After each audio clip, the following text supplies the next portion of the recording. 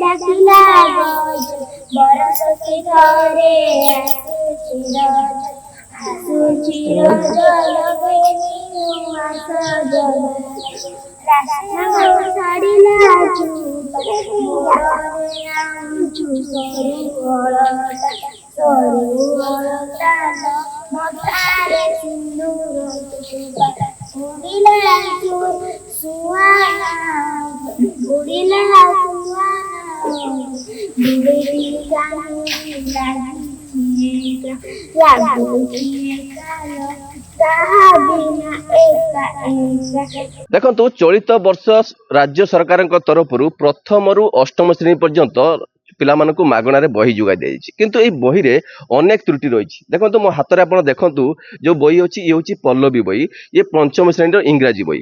କିନ୍ତୁ ଏଇ ଇଂରାଜୀ ବହିରେ ଦେଖନ୍ତୁ ଗୋଟେ ଓଡ଼ିଆ ଗୀତ ଅଛି ଯୋଉଠି ରଜଦୋଳି ଗୀତ ଲେଖାଯାଇଛି। କିନ୍ତୁ ବର୍ତ୍ତମାନ ଦେଖନ୍ତୁ ଛାତ୍ରଛାତ୍ରୀ ମାନେ ଏଇ ଯୋଉ ରଜଦୋଳି ଗୀତ ଲେଖାଯାଇଛି, ମୋ କ୍ୟାମେରା ପର୍ସନକୁ କହିବି ସେ ସିଧାସଳଖ ଚିତ୍ର ଦେଖେଇବେ ଯେ ଇଏ ଦେଖନ୍ତୁ ଆପଣଙ୍କର ଇଏ ଦୋଳିରେ ଦୁଇ ଜଣ ଛାତ୍ରୀ ଯୋଉ ଦୁଇ ଜଣ ଛାତ୍ରୀ ଅଛନ୍ତି, ଇଏ ଛାତ୍ରୀ ଦୁଇ ଜଣ ମାନେ ଦୁଇ ଜଣ ବସିଛନ୍ତି ଏବଂ ରଜଦୋଳି ଗୀତରେ ମାନେ ଗୀତ ଧରିକି ସେମାନେ ମାନେ ଦୋଳିରେ ଝୁଲୁଛନ୍ତି ଏବଂ ମଧ୍ୟ ସେଟାକୁ ପାଠ ମଧ୍ୟ ପଢୁଛନ୍ତି। ତେବେ ଯୋଉ ଛାତ୍ରୀ ମାନେ ଅଛନ୍ତି ଆମେ ସିଧାସଳଖ ତାଙ୍କ ସହିତ ଟିକେ ଆଲୋଚନା କରିନେବା।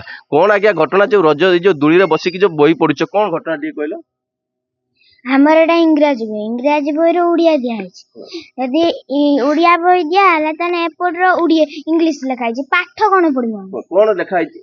ରଜଦୋଳି ଗୀତ। କଣ ରଜଦୋଳି ଗୀତ କଣ ଲେଖା ହେଇଛି ପଢ?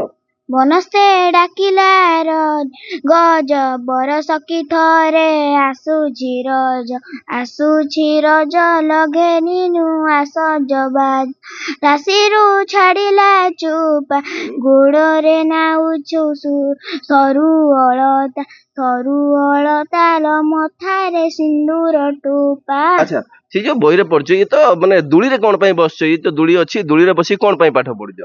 ଏଠି ରଜଦୋଳି ଗୀତ ଦିଆହେଇଛି। ଆମେ କଣ ଖାଲିଟାରେ ପଢିବୁ? ଆମେ ଦୋଳିରେ ବସି ଝୁଲିକି ପଢୁଛୁ। ଓକେ, ଆଉ ଜଣେ ଛାତ୍ରୀ ଅଛନ୍ତି, କଣ ଏଇ ଯୋଉ ଦୋଳିରେ ତମେ ତାକୁ ଝୁଲଉଛ ମାନେ କଣ ଘଟଣା କଣ ମାନେ କଣ ପାଇଁ ଇଏ କରୁଛ?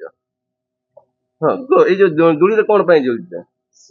ରଜଦୋଳି ଗୀତଟା ପଞ୍ଚମ ଶ୍ରେଣୀର ଦେଇଛନ୍ତି, ସେଇଥିପାଇଁ ଝୁଲୁଛ? ସେଇଥିପାଇଁ ଝୁଲୁଛୁ। ଓକେ, ନିହାତି ଭାବେ ଆମେ ଯୋଉ ଛାତ୍ରୀ ଥିଲେ ଆମେ ସିଧାସଳଖ ତାଙ୍କ ସହିତ ଆମେ ଆଲୋଚନା କରୁଥିଲେ ଯେ ବହିରେ ଦେଖନ୍ତୁ ପ୍ରଥମରୁ ଅଷ୍ଟମ ଶ୍ରେଣୀ ପର୍ଯ୍ୟନ୍ତ ବହିରେ ଅନେକ ତ୍ରୁଟି ଅଛି ଯାହାକୁ ନେଇ ଛାତ୍ରଛାତ୍ରୀ ମାନେ ଯେ ଆମେ ଦେଖିଛୁ ଅନେକ ସମୟରେ ଆପଣଙ୍କର ପ୍ରଥମ କଥା କୁହନ୍ତୁ, ପ୍ରଥମରୁ ଅଷ୍ଟମ ଶ୍ରେଣୀ ପର୍ଯ୍ୟନ୍ତ କଥା କୁହନ୍ତୁ, ପ୍ରତ୍ୟେକ ବହିରେ କିଛି ନା କିଛି ଭୁଲ ତ୍ରୁଟି ରହିଛି।